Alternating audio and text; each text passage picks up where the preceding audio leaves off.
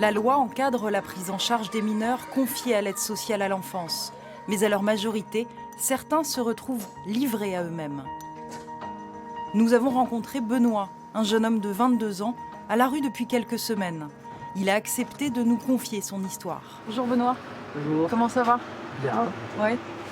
Qu'est-ce que tu as fait alors cette nuit finalement? Je dormais à la Croix-Rouge. Et là tu attends à la gare? Depuis, j'étais à la passerelle ce matin. Après, je suis arrivé à la gare vers 9, 10, on va dire 11h midi. Après le repas. Tous les jours à 14 h, il appelle le 115 pour tenter d'obtenir un hébergement pour la nuit. Oui, bonjour. J'avais appelé à 11h pour ça. On m'a dit de rappeler à 14h. Oui, votre nom? Ponchard. Monsieur Conchard, vous pouvez appeler à 21h aujourd'hui. D'accord, merci. Au revoir. Voilà le rituel. Un rituel qu'il suit scrupuleusement pour espérer dormir au chaud. Les journées, il les passe à la gare. J'ai des amis qui viennent me voir de temps en temps. Et tes parents? oui, mon père il travaille sur Amiens, donc quand il travaille sur Amiens, il m'appelle ou il m'envoie un message pour me dire que je peux venir le voir. Tu peux pas aller dormir chez lui? Si, je peux, je peux y aller le week-end.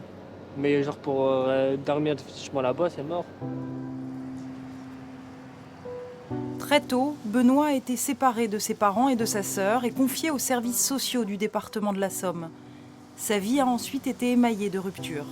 Ma vie elle m'a déstabilisé. Vu la famille que j'ai,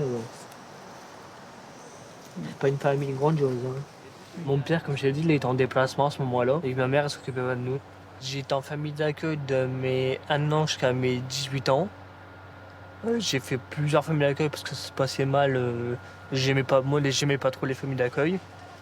Est-ce que tu sais pourquoi ça se passait mal Tu m'avais dit que tu Tout avais simplement parce que j'aimais pas les familles d'accueil, donc je faisais tout pour faire le bordel. Il y en a un, je me prenais des claques alors que c'était pas moi qui faisais quelque chose. C'était vraiment des claques, des claques d'hommes. Ballotté de foyer en famille d'accueil, sans stabilité affective, Benoît s'est peu à peu laissé envahir par ses névroses. J'avais des trucs de comportement, genre je pouvais m'énerver comme ça. Genre en même temps, s'il y a un truc qui me plaisait pas, je pouvais m'énerver comme ça. Par contre, s'il y avait des assiettes, des verres ou quoi, ça pouvait partir en l'air. Hein. Est-ce que tu as eu un Oui, suivi? j'ai eu plusieurs suivis. J'ai eu un psychiatre, j'ai eu une assistante sociale, j'ai eu des éducateurs référents, mais ça fonctionnait pas. Benoît a connu la sortie sèche. À 18 ans, il a quitté le circuit de l'ASE et il est retourné vivre chez sa mère. Mais 3 ans plus tard, il s'est retrouvé à la rue. Malgré un CAP restauration en poche, il ne trouve pas de travail. Il vit grâce à l'allocation pour adultes handicapés. Quand tu regardes à la rue, il y a plein de monde qui sont à la rue, surtout les jeunes. J'en connais, je connais au moins 10 qui ont à peu près dans mon âge, qui sont aussi à la rue. Comme lui, un quart des personnes sans domicile fixe de moins de 25 ans en France sont des anciens de l'ASE qui n'ont pas réussi à trouver leur repère dans la société. Pour prolonger cette série, nous avons invité le vice-président du conseil départemental de la Somme en charge de ce dossier. Bonsoir Olivier Jardet. Bonsoir. Merci d'être avec nous. Depuis la loi Taquet du 7 février dernier, il ne devrait plus y avoir de sortie sèche comme celle qu'a vécue Benoît, qu'on vient de voir. En tout cas, il devrait y avoir un suivi au moins jusqu'à 21 ans avec un toit, des soins, un projet professionnel. Benoît, il a 22 ans. Mais est-ce que vous arrivez à l'appliquer, cette loi ? Ah oui, de toute façon, c'est triste ce reportage. Et on ne peut pas rester insensible. On allait théoriquement jusqu'à 18 ans, en réalité on allait jusqu'à 21 ans. La loi Taquet n'a fait que finaliser ou institutionnaliser quelque chose qui se pratiquait. Alors là, c'est vrai qu'à 22 ans, on est un petit peu en dehors des radars de la collectivité. Néanmoins, on ne peut pas le laisser tomber. Je pense que Il appelle le 115 tous les jours ? Oui, il y a quand même des techniciens d'insertion jeunes qui interviennent, qui reprennent dans la globalité. J'espère qu'il les a rencontrés. Il y a toutes les associations. Il y a un tissu associatif que l'on aide et qui est très efficace, comme Yves Lefebvre. J'espère aussi qu'il est passé aussi là. La Croix-Rouge fait un travail aussi merveilleux. C'est compliqué, et effectivement, on sent que c'est quelqu'un qui est en rupture et parfois peut-être même un peu en refus. Néanmoins, c'est pas pour ça qu'il ne faut pas l'aider. Dans le premier épisode de notre série, lundi, on a rencontré une assistante sociale qui nous disait qu'on privilégie la prévention dans la protection de l'enfance.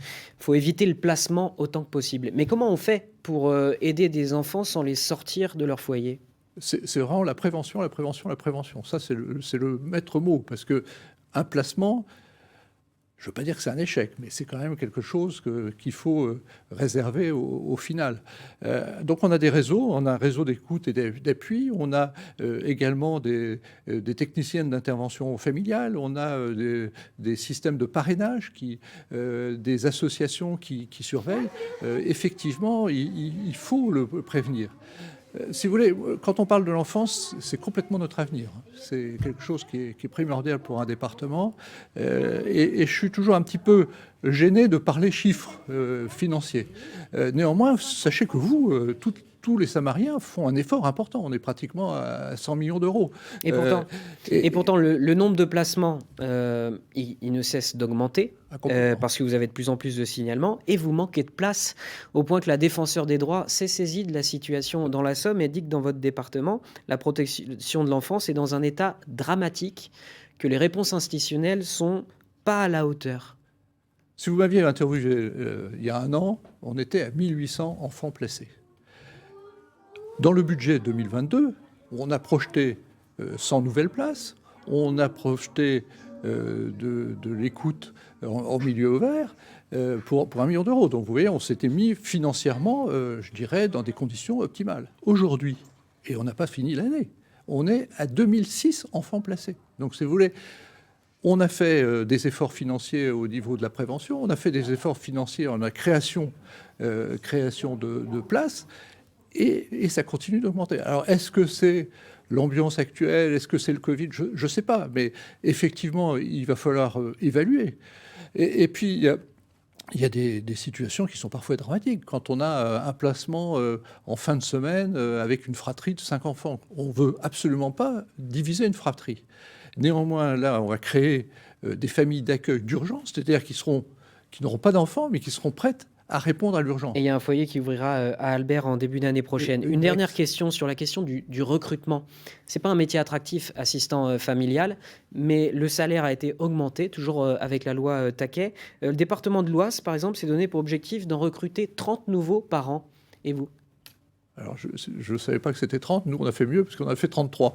Mais bon, vous voyez que... Vous en voudrez 30 nouveaux chaque année, c'est l'objectif ? Oui. Chaque année. Cette année, on l'a fait. On a fait un peu plus. On est à 58 en 3 ans. Là, cette année, on en a fait 33, parce qu'en plus, il y a des départs en retraite. Et on a aussi des familles d'accueil qui ont été très dévouées et qui arrivent aussi à un âge qu'on peut obtenir la retraite. Et il faut bien dire qu'on a un président qui est très motivé. Et il a fait... et donc, vous serez à la hauteur de l'enjeu, contrairement à ce que dit la défenseure des droits pour le moment. On continuera de suivre. Merci beaucoup, Olivier Jardet, d'être venu nous en parler ce soir.